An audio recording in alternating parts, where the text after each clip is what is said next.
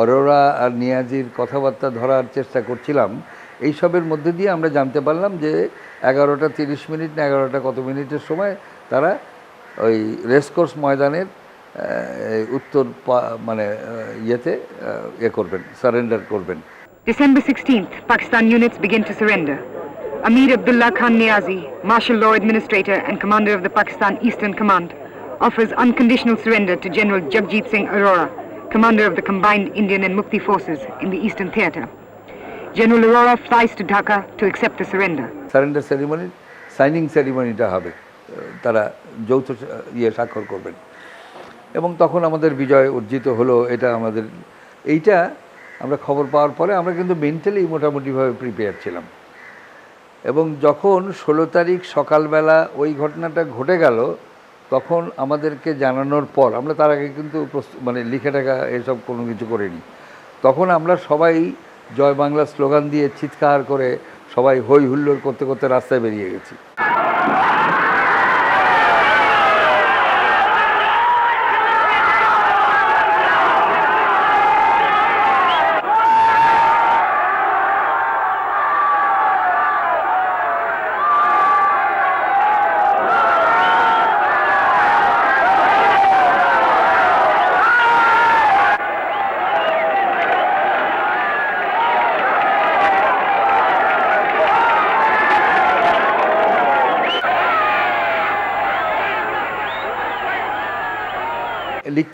লিখতে বসার পরে এটা একটা ওই ফ্ল্যাশ নিউজের মতো একটা প্যারাগ্রাফ বোধহয় যে কাগজটায় লিখেছিলাম তাতে 5 থেকে 7 লাইন লেখা ছিল এবং টোটাল লেখাটার মধ্যে 1 লাইন ছিল নিউজ, বাকি 6 লাইন ছিল আমার মনের যত রকমের বিষ সব উদ্গীরণ করে দেয়া। পাকিস্তান আর্মির বিরুদ্ধে যে ক্ষোভ, সে ক্ষোভটা প্রকাশ করা। দুর্ভাগ্য বা সৌভাগ্য যাই হোক না কেন, প্রথমবার আমি পারলাম না, আমি ফেল করলাম। সেকেন্ড কি থার্ড টাইমে গিয়ে আমি ওকে করলাম, আমি বললাম যে এরপর ঠিক আছে, এটা ওরা বলছে না ঠিক আছে, এটাই ঠিক আছে, কিন্তু আমার কাছে মনে হচ্ছে যে এটা হয়নি। তখন সেই উত্তেজনা, সেই মানে বৈভব প্রাণের যে একটা বিজয়ের যে দম্ভ, এই জিনিসটা প্রকাশ পাচ্ছে না। The instrument of surrender is signed. It is 4:31 in the afternoon. 90,000 Pakistani soldiers become prisoners of war.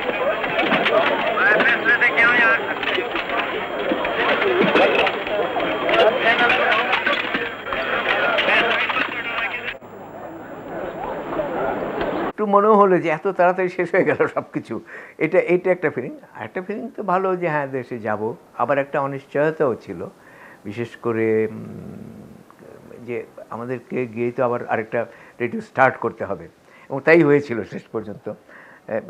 এবার একটা চিন্তাও ছিল, কারণ আমাদেরকে তখনই বলা হচ্ছিল যে তোমরা রেডি হও, তুমি ওখানে গিয়ে তোমাদের তো রেডিও আবার চালু করতে হবে। 22শে ডিসেম্বর পর্যন্ত চলার কথা ছিল, তারপরে আমরা ঢাকায় আসছি, ঢাকা থেকে নতুন করে হবে। কিন্তু আমরা যারা চলে এলাম ঢাকায়, তার বাদে যারা ওখানে রয়ে গেলেন, তারা মনে করলেন যে এতদিন পর্যন্ত আমরা স্বাধীন বাংলা বেতার চালিয়েছি, তো সো হোয়াট, আমরা আরও কিছুদিন চালাবো। গভর্নমেন্ট মানে যে ডিসিশন ছিল, সেই ডিসিশনটা তারা মেনে নিতে পারলো না। স্বাধীন বাংলা বেতার কেন্দ্র নামে 6 ডিসেম্বর পর্যন্ত ছিল। 6 ডিসেম্বর যখন বাংলাদেশকে স্বীকৃতি দিলেন ভারত সরকার, সেই দিন থেকে নাম পরিবর্তন করে হলো বাংলাদেশ বেতার। দেশপ্রেম এবং আবেগের কথাটা যে আমার বাবা মারা গিয়েছিলেন 12ই এপ্রিল, মুক্তিযুদ্ধ শুরু হওয়ার পরে। এই খবরটা আমি পেয়েছি জুন জুলাইয়ের দিকে, নির্মল সেন আমাকে দিয়েছেন। আপনি কি কোনো খবর জানেন আপনার গ্রামের? আমি বলি না, আমি কোনো খবর জানি না, কারণ ওর পর থেকে তো বিচ্ছিন্ন একেবারে। তারপরে চলে এসেছি, আর কিছু জানি না। আপনার বাবা মারা গেছেন। তা আমি একটু থমকে গেলাম, থমকে গিয়ে পর মুহূর্তে আমার মুখ দিয়ে স্বতঃস্ফূর্তভাবে বেরিয়ে গেল যে নির্মলদা, আজকে তো অনেকের বাবা মারা যাচ্ছেন, আমার তো একটা বাবা মারা গেছে, কিচ্ছু আসে যায় না তাতে। এটা একটু আত্মগরিমা প্রকাশ করা হবে, কিন্তু আমার কাছে তখন একটি বাস্তব বলে মনে হয়েছে যে আমার বাবা একজন লোক, কিন্তু তখন শত শত হাজার হাজার বাঙালি প্রাণ দিচ্ছে পাকিস্তান সৈন্যের গুলিতে এবং নানাভাবে তারা মৃত্যুবরণ করছে। সুতরাং এই মৃত্যুটা আমার কাছে খুব একটা বড় কিছু না, দুঃখের না। 9.5 মাস মুক্তিযুদ্ধের মাধ্যমে অর্জিত হয়েছে স্বাধীন সার্বভৌম একটি রাষ্ট্র। এটিই আমাদের জীবনের পরম পাওয়া। আমাদের এর বাইরে কিছু চাওয়া পাওয়ার আছে বলে আমি মনে করি না। যে একটি দেশের স্বাধীনতা যুদ্ধে অংশগ্রহণ করতে পারা বা সুযোগ পাওয়া, সেটা একটা 1000 বছরেও কারো ঘটে না। সেটা যদি পাওয়া, সেটা একটা সবচেয়ে বড় সৌভাগ্য। বিজয় নিশান উড়ছে ও